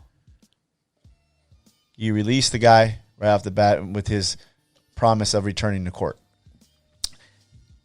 Absolutely. Well, look, just like anything. I'm talking for violent stuff. Let's say violent stuff. There's a lot of misconceptions. Okay. What you consider violence or the term violence is not what we use in the courtroom. Okay. Explain that. Violent crimes. So for example, what we know as violent crimes in the courtroom are like those ones that are like strikes you're going to state prison, okay? Guess what? Those people they're not getting released, okay? High bail, it just doesn't apply to those individuals. Right. Those people are not getting released early. Right. It just doesn't happen, right? Now, you would think like a misdemeanor battery, husband hits wife, socks her up. It's a misdemeanor battery. Now that, yeah, they'll get bail release, OR. Right. It's a misdemeanor. It's punishable up to a year in county jail. You're not going to do a year in county jail. Right. Right. So, there's a lot of misconceptions there. They use the terms, Yeah. but it's not what it is. So I always tell people, inform yourself, right? Look it up. Look it up in the penal code. It's out there. Yeah. Look it up to see what crimes are considered violent, what crimes are considered serious, what crimes are not. You Right. understand me? Like Wilder's, they say, oh, he got released on a felony. Well, it's a Wilder that could be charged either a misdemeanor or a felony. That's why they call it a Wilder, right? Yeah. And it's first offense. It's a vandalism. He just threw a rock. So there's at a lot window. of circumstance to that. A lot, man. A lot. So the guy, And if nowadays, a guy, guy stabs somebody in the street. yeah, he's probably not getting. Yeah, let's say legitimately Stab the guy 2 times at a bar, whatever. Yeah, so it's a strike, possible attempted murder. Look, he's not going to go home. There's going to be bail. But it's going to be super high. There's going to be bail. It's going to be $150,000, $200,000 plus. How many of those 100,000, 150,000 you see getting out? Very few. Very few. Nobody. Very few. Nobody's going to put up their house for you, right? Very few. Yeah, very few. So, again, case by case. Right. Case by case, bud. Everything. Does he have a long record? Does he not? You know what I'm saying? So that's what I think. But a lot of people throw out a lot of things. Oh, hey, they're releasing this, they're releasing that. I just don't see it. I don't see it. Maybe somewhere else, in other places there are. But I'll tell you right now, if you're charged with a serious crime, like a violent crime, that's a strike, state prison case, guess what? Bail's going to be up there. You understand me? Right. You could argue circumstances. You have the right to argue for OR, right? But I see very few get actually granted if they're serious cases. What about white collar crimes? A lot of people have, the concept. I wouldn't say a misconception, but have the idea that white collar crimes are, it's fine. Yeah, when we get those cases, are like it's like welfare fraud or stuff like that. Yeah, we don't. They're serious, but they're not that serious. Like at some point, those are going to get resolved. Okay, you understand me? Right. Like if they're guilty, yeah, at some point it's going to get resolved. You're not going to do that much time. Obviously, there's other stuff where like if people are using embezzlements, like huge amounts of money, that's something different, right? But for the most part, like it's not as serious like stabbing someone. Right. So your advice: somebody goes to jail, whether they're guilty, not guilty, innocently charged. First things first, all right? Because I'm gonna say this. This what makes me laugh. Big first 48 guy. When they used to let cops be big cops guy. The thing I always say, and I don't know if this is true, especially with cops, right? The cop stops the guy. The cop starts a little light interrogation, acts like he's his friend. Come on, bud. Just, tell me what happened. It'll be easier on you, right? Right. Exactly. And the guy goes, well, yeah, I was doing that, and da-da-da. And I'm thinking in my head, he just told him, this cop, everything that he did, that's going to be used against him. First 48. How many times do you see them go in the interrogation room, and it could be a kid. Usually the older guys kind of say, hey, I'm not saying nothing. But the kid just talks to them for 2 hours, right? Yeah, they sunk themselves. Rule number 1. Okay. Rule number 1 for everyone listening. No, this is... If you're arrested at any point or detained, do not talk to the officer. You could give them your name, your information, stuff like that. But discussing any type of crime, you said, listen, I would love to, but I need my attorney present. And then it's done, right? It's done. If you invoke, so they could be sneaky about it, and being around, but you got to know. And let me tell you this. I represent multiple clients that have been around the block, and guess what? They still talk. There's something about being arrested and taking you in and being jammed up that somehow they forget. You understand me? I don't get that though. I don't get it either. I say is if you got busted, especially if you got accused of a crime you didn't commit. I mean, I would probably say I didn't do it. If they start jamming me up past that, oh well, this we said. Listen, time out. Ask for your attorney. Let me get my attorney over here. Yeah, unfortunately, I have an attorney. I don't want to talk until my attorney's present. Because I've seen people go, well, they'll have an attorney later, and the attorney was, well, why'd you say that? you said this. Absolutely. No, I didn't. They were videotaping. I didn't know they were videotaping me. What did you think? Dude, there's cases where they have jail informants. So they'll put you in a cell, all right? Then they put in like an old-timer that's been around the block that's fighting a case, and they tell them, look, get this information from this guy, and, we'll hook you up. And they'll throw them in there in the cell. Little by little, they'll start building a rapport. 2 hours later, the other guy's just talking away. That's how it is. And he thinks that nobody. Absolutely. This guy's on his team. So first, because especially if you have someone that hasn't been around the block. Yeah, he just starts. So you have this guy with tattoos, and he's telling, "Yeah, I'm in here for murder. I'm here for this. Yeah, what are you here for? Oh really? Oh man, that's messed up. And then they start talking away. Next thing you know, 2-3 hours in the cell. Oh yeah, man. Yeah, I messed up. Yeah, I did this because of that. Yeah. How often does that happen? More often than we think? No. Well, I could only talk by experience. I haven't had that many of the jail informant ones, but listen, a lot of criminals talk to cops. I don't care what they say. There's something about being arrested and jamming you up and you having that guilty feeling in your head, that scares you into saying stuff thinking that it's going to help you, thinking that you're smarter than the police officer, than the detective who is interviewing you. So if you're ever arrested, cops are not your friend. Right. They're not there to help you. They don't dictate what's going to be the deal or nothing like that. Right. They're there to get evidence that either points to you or points against you. But most of the time, if you did anything, don't talk to them. Just say you want an attorney present. So what happens after that? I say want an attorney present. Yeah, so you don't talk. So they'll stop. Done. Yeah, they're supposed to stop. It makes me laugh because you watch First 48 all the time, right? Do you realize it? Even when we know they have the guy because they pointed him up, they already have everything. All they want from the guy is for him to confess that he did it. Yeah, and they're talking, and they bring him some water, and they're being friends. It's like, hey, listen, you don't want to go down like this. We're the only ones that could help you out. If you let us know, we can help you. Absolutely. Maybe we can help you. That's BS, right? Absolutely. I mean, how are they going to help you? You just killed someone. You understand me? Then just be quiet. Then you see them leading them out the room, and handcuffs. Now we're arresting you. Comes on. So-and-so served 25, convicted, 25 years. Absolutely. So don't say anything. Don't say anything. Get your attorney. I mean, like I said, it makes me laugh because you can see First 48, when the guy says he wants an attorney, the cops go out the room and they're like, he wants a lawyer out. Absolutely. We're done. Yeah, it's that simple. But again, I don't know. I haven't been in that situation when where you're jammed up, you're arrested. You might have been involved in something, and you're just now you're talking in front of a detective who's been doing this for years, right? And they're trying to get information from you. It's just something. I mean, they read you the Miranda, right? Yeah, your rights, and it just doesn't trigger anything. You understand me? Because you've already been, you're like in shock here. What's going on, right? And then it's something that just makes you talk, thinking that you're going to get away like, no, it wasn't me. Because what happens is that a lot of time it seems like they give like something that's kind of the truth with some lies in it. Like, no, it wasn't me, it was Dave. Right. Dave was a shooter. I was there, but I didn't know I was going to go.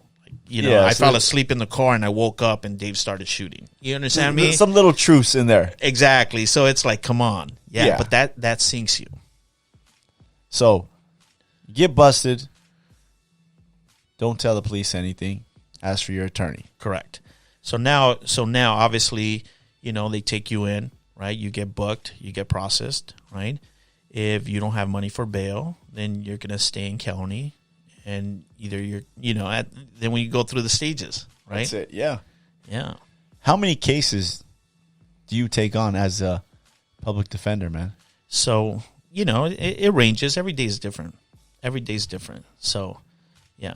I mean, are you having so many cases where you're just like, where just everybody's just a number and you're just trying to get through it? No. So, you go through the file, you read it, and you're like, okay, so this is what it is. And you take one file, one person, okay? And you deal with that. Right. So after I deal with that person, I move on to the second file. So one file could take, talking to the client for 3 hours, or it could take 10 minutes. Like the guy knows, like, yeah, I did it. Hey, the offer's, probation, get out. Like, yeah, I'll jump on it. Let's go. Absolutely. So, 20 minutes, right? And then some cases will take, a year because it's more complicated because, we haven't got the right offer or we didn't get, we're fighting it or whatever it is. So every case is different. So you don't look at it like, hey, I only got 5 minutes to handle this case. It doesn't work like that. It might seem like that, and there's a misconception that, criminal defense attorneys is like, we're just trying to rack them up. I just picture a big old stack of files, and you're like, he's probably guilty. Let me put it over here. So, maybe I so fight for this those one. that don't know, I mean, if you do criminal defense work, like, I'm in the courtroom every single day, okay? Yeah. I know the DA. I know the judge. I'm there every single day. I'm there for hours, right? Right. So I already have a gauge of what the judge is going to do. I already know an idea of this type of crime comes, first offense, what the DA is going to offer. So when I talk to you, like I said, right off the bat, I tell them, look, I don't BS. I'm not here to play games or anything like that. I'm here to help you, okay? So I want to be upfront with you. So when I tell you this is an offer, like, yo, it's legitimate. I'm not here playing games, And the biggest problem we have is that, remember, once you go to the courtroom and you're in custody, you go back to the cells, right? And you go back to county. And guess what? You have a lot of, these jailhouse attorneys and other people that are fighting cases and telling you, hey, that case is not worth that. You should fight it, right? Right. Even though everybody always knows better, right? Even though they don't know what the rap is or what he's being charged with or what the circumstances of the case is. Every case is different. Right. So we've had plenty of times where it's like, yo, my recommendation is for you to take these 5 years because of X, Y, and Z. But again, it's your constitutional right. You want to fight the case. You want to go to trial. Cool. They're like, nah, I want probation. I'm fighting it. All right, cool. Like they make it seem like, I'm not there to fight, right? Right. And it's like, no, I'm just trying to give you the best advice based on what I think. Okay, but you want to fight it, cool. We go to trial, comes out, middle of trial, like, yo, yeah, I want the 5. Like, I'm sorry. Too late now, right? Too late. Yeah. The offer is 10. You understand me? Yeah. Did that happen a lot? Yeah, it happens. Oof. And it's like, dude, I told you. Remember, I was begging you. I told you what they have. This. Yeah, it's because, they told me this, and I'm like, that's where the world where the term counsel comes in, right? I'm your absolutely. counsel. I'm trying to help you here. Yeah. So and again, I understand it because these individuals are in custody. So it's hard to bond. Like if you were out of custody, you come to my office and we're chopping it up. You have your coffee, I have my water, boom, boom, boom. Right. Let's discuss this over lunch. Let's grab lunch. You understand me? There's that bond. Unfortunately, if you're in custody, there is not that bond, right? And it's hard for you to trust me completely. Right. Okay. And I think that's the biggest hurdle that attorneys have is to gain that trust from that individual. I try to do my best, and that's why I said, like, look around. Look at me and look around. Right. I'm the only dog right here fighting for you. Okay, that's a fact. Look around, and they'll be like, hell yeah, absolutely. Yeah. So, and I'm up front, and I'm like, yo, okay, you want to be, you get those knuckleheads. They just don't know any better, and it's like, cool. I mean, it's your right. I'm here to fight for you, whatever you want to do. So, and sometimes they make the wrong decisions. Let me ask you one question. If the DA... This is I don't know if it's a myth or something that I've heard. The DA's coming back and he keeps offering you a deal. Does he really have concrete evidence on you? So again, case by case, right? Sometimes when the offer is that good, there might be some issues with the case. Right. Okay. Sometimes can you get a little sense of that sometimes? Yeah, and that's why, again, the attorney, a lot of the job is negotiation. Yeah. And being able to discuss it, sit down and discuss it, and, and say, like, look, this is what we got, and have that good rapport. Because if you keep on fighting, you get more with sugar than you do with salt, right? Yeah. So, you try to be nice and try to find out, like, what's going on. Yeah. They never really tell. Very few tell you, the truth. Like, yo, I don't got the witness. You know, but yeah, sometimes it's that they can't prove their case. There's an issue, and other times it's like, look, I've been around the block. I don't want to do a trial. I don't want to be 7 days, 8 hours a day in court. Right. You know what I'm saying? So take it. This is what the offer is. Yeah. And sometimes what happens is that you have clients that are like, oh, they offered the 3. I want 2. Yeah. And now you're like, Now you're pushing it. Absolutely. Then Absolutely. you guys- They're now it's like, now the DA is like, all right, you know what? You're making me work. Yeah. No offer. No offer. Yeah. So Yeah, 'cause- again, it's case by case, man. There's a lot of things that go involved.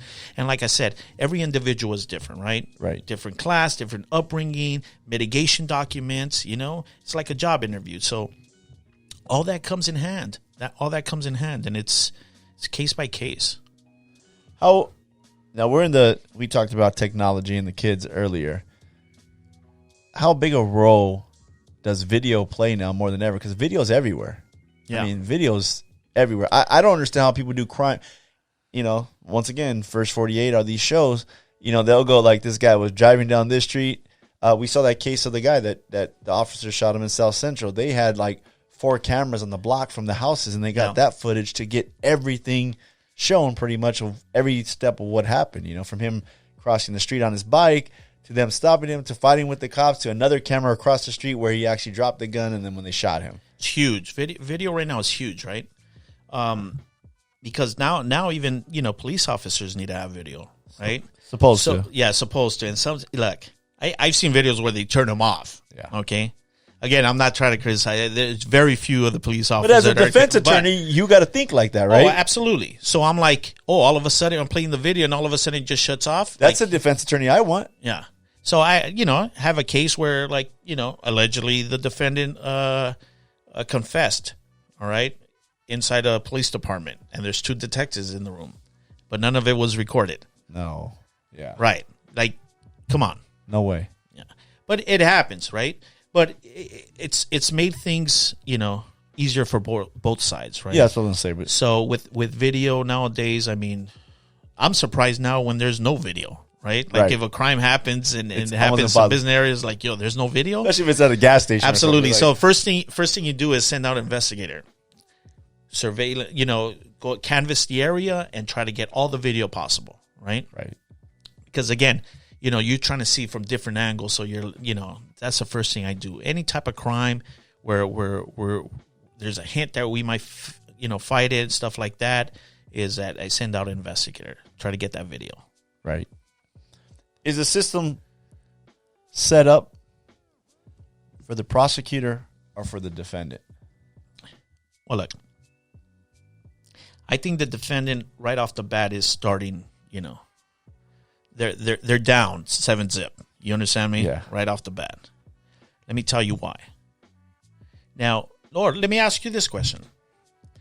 Law enforcement, who do you think they work for? They have to pick a side. Right. It would be under the term good, the good side.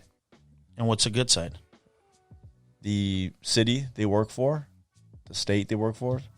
So police officers should be, or investigators should be neutral, right? Like, Police investigators? let's say police officers. Yeah. They're out there because Detective. they don't prosecute. Yeah. Remember, the district attorney is the one that prosecutes. Right. And they go based on the information that detectives or police officers gather. Okay. So their job should be, they're neutral parties. They gather all the information and give it to the DA. Now, DA, you do your job, right? Whether or not there's a crime involved and stuff like that. Again, the reason why I feel like the defendant is playing behind the 8 ball is because once they're arrested and stuff like that, who is investigating for the defendant? You understand me? Yeah. Who's trying to contradict Right. what the report says? Nobody. No one. Not in the first early stages, right? A shot just happened right now. All the information is gained sort of one way. So who is getting the other side and trying to investigate and trying to, get all that evidence, crucial evidence early on? Nobody. No one. Again, because of the way the system is kind of set up, the earliest is probably like a week when you're in custody, and after we discuss and I get your story and stuff like that, Your changes to the justice system. Like I think a lot of it has to do with lack of experience, man. I think they need to have more people, that have been through around a little bit. Absolutely, because rough upbringings, right? Right. Or knows, know about gangs, right? Or know about slang, and how easy it is just to get caught up and smoke weed and throw a rock at a window. Common upbringing, you understand me? I think there's a lack of that. You understand me? Yeah. Like how are you gonna understand if I talk to you and I try to sell you on a person if you never experience what they've experienced? You understand me? And they're the ones making you an offer. Right. It's very difficult. I mean, that's in life, right? We want somebody. I mean, we go to work, we try to connect with the guy that maybe has a Raider hat on, and we can kind of connect, or he seems to like the same thing I have, or maybe he has a car like mine. It's very hard to connect with the guy that doesn't talk to nobody and pulls up in the Mercedes and and just goes straight to his office. I mean, you want to have some sort of rapport with that guy and understand that guy, and it's difficult sometimes to do that. But if you see somebody that's, hey, kind of like me, right? I always say that. I mean, I think I said this on one of the last podcasts, but the rules without relationship cause rebellion. Right. So you can't set all these rules and not have no relationship with somebody, because they're just going to rebel. Right. They're just going to rebel. Right. It's crazy, man. Now, for anybody out there listening, man, very unique story, and people that say they can't make it or they can't change their life, bro. What's your advice to them? Young guy got caught up just like you were. Right. So, I mean, look, it's clear through the podcast, and I've listened to a couple of your podcasts, right? So it's very clear for that young person out there, for that person who feels that they're stuck, that they can't move forward. It don't matter where you come from, what circumstances you've dealt with, okay? As long as you have faith, as long as you're willing to put, sacrifice and put in the hard work, you're going to get there. You understand me? Because there's nothing that could hold you back. Right.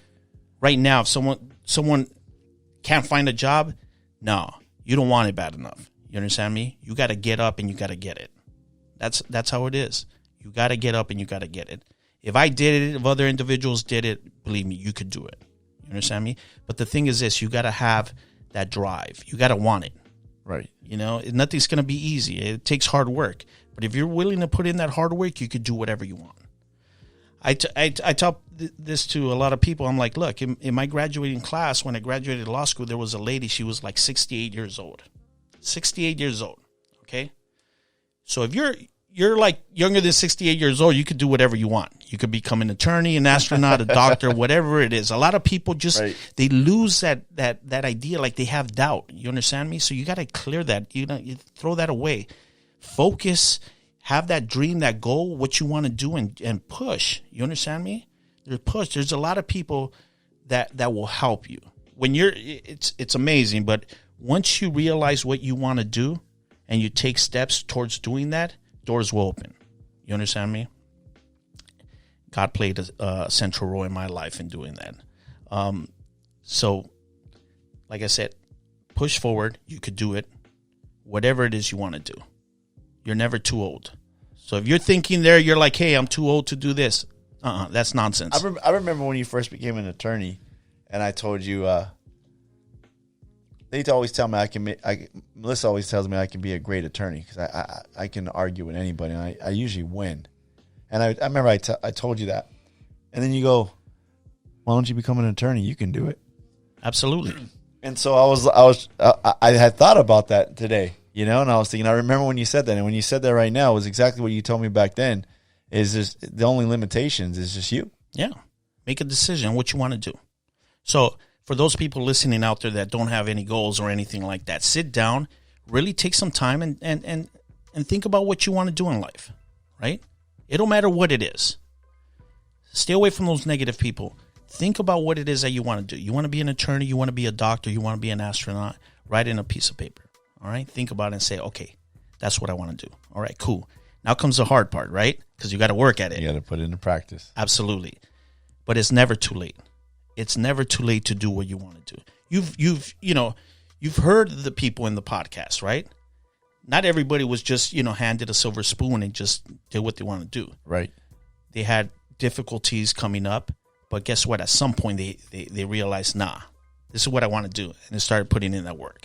So focus, have a goal, and get away from those negative people, right? You're only as strong as your weakest link. So if you're hanging around people with no goals that are not talking about, bettering themselves or, making big money or stuff like that, get away from those people because they got no goals and they're going to hold you back, right? Right. You hang around people that are just, let's say they're just sitting back, smoking weed and watching Netflix all day.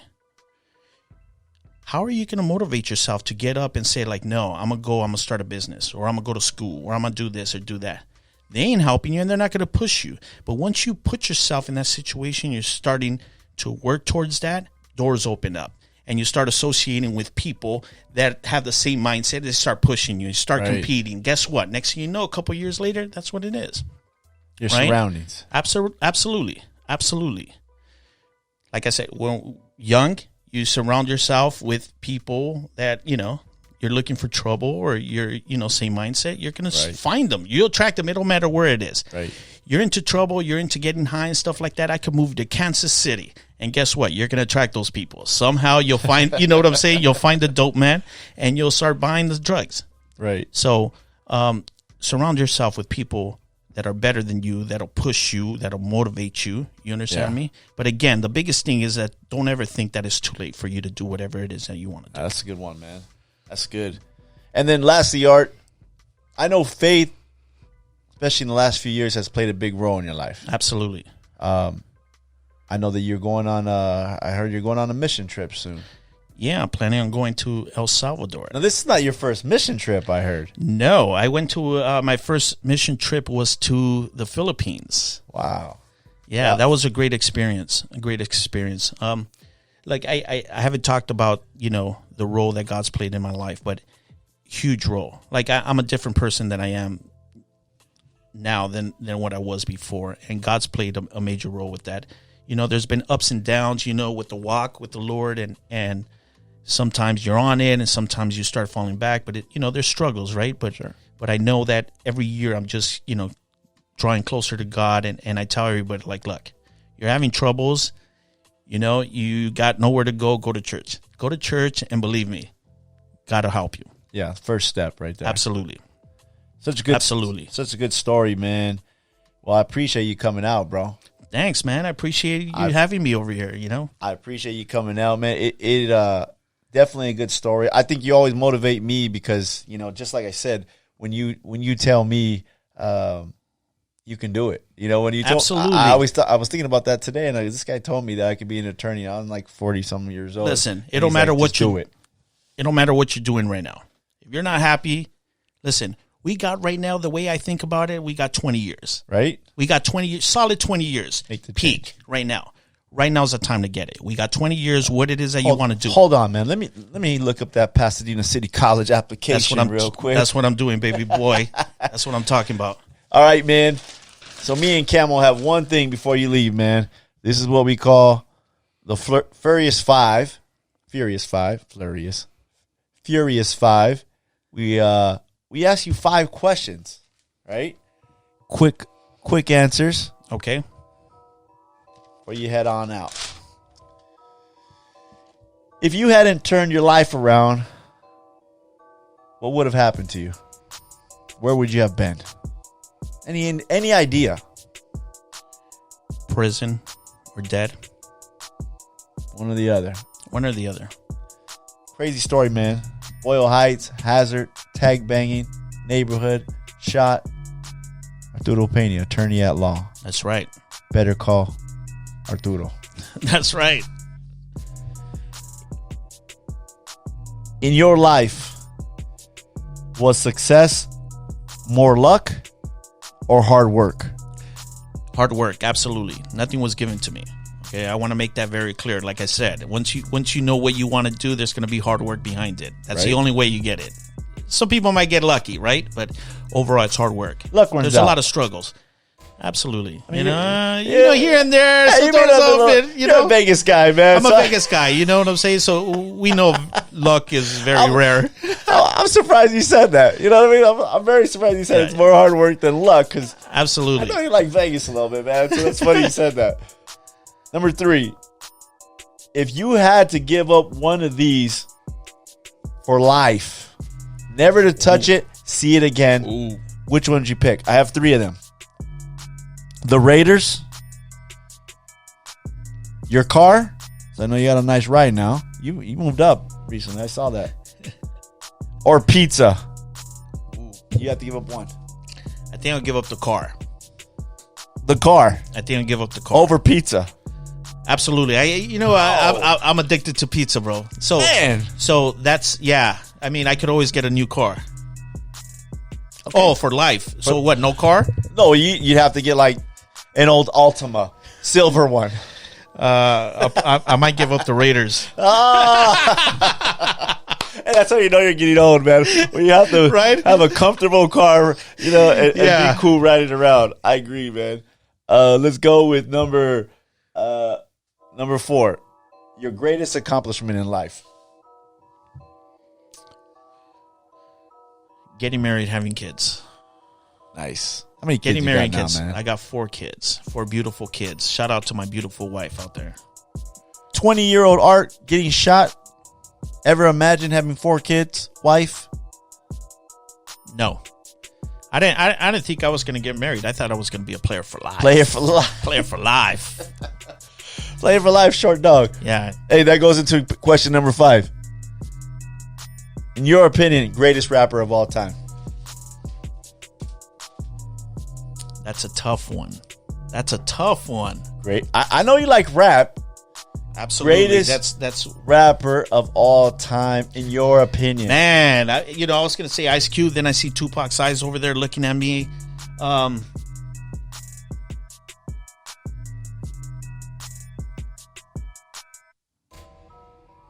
it's either Pac or Cube. Cube's underrated in my book. Absolutely. Right? Absolutely. Cube's underrated. Absolutely. If you take Cube's whole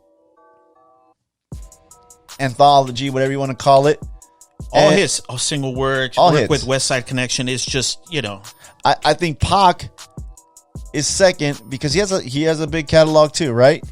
And when people try to put Biggie in Biggie only had 2 albums. I mean, maybe if you're in the East Coast. I'm a West Coast guy, so right off the bat, I was gonna pick a West Coast rapper because that's what I grew up with. I grew up with the '90s rap, gangster rap, and it was cute. Death Certificate, all that. Lethal Injection. One of my favorite songs is Ghetto Bird. Yeah, I mean, you can't beat that. Yeah. So I think that's the way to go. And there's a lot of people that have picked Cube. I tell people all the time, yeah, Cube's up there, and they're like, no. I know what you're saying. I think a lot of people give like Pac and Biggie because they're dead, right? Popular. Same thing with like Eazy-E because Eazy-E to me would be Kurt Cobain. top 10. Yeah, absolutely. I mean, the it's great, right? But the death of somebody really plays a role in absolutely making them a legend all the time. No, but Cube's hot, man. It's Cube's underrated, bro. Yeah. Better than all this rap that we're hearing today, for sure. Hey, man. Appreciate you coming out, brother. Anytime, brother. Anytime. Hey, I appreciate you because from the beginning, you've been a great supporter of the show. I know you've texted me, said you listen. I respect your opinion. And I know you always, like you probably tell the guy sitting in the jail cell, if my show sucked, you would say, hey, man, listen, the show is not that good. The show is basura. I would tell you that if it was. It's trash, bro. But it's not. You need to step it up. So when you tell me that it's good, you're enjoying it, hey, man, I know it's good. So I appreciate you coming out, brother. Thanks, brother. God bless, huh? Thank you, bro. Thank you. All right, man. That's going to wrap up this show. Arturo Pena, attorney at law. Right now, he's working as a public defender for a certain county. But soon, he'll be working as a private attorney. Any questions or concerns, you can reach me at ADP Law. ADP Law. On Instagram. Word. So we're out. Y'all have a good day.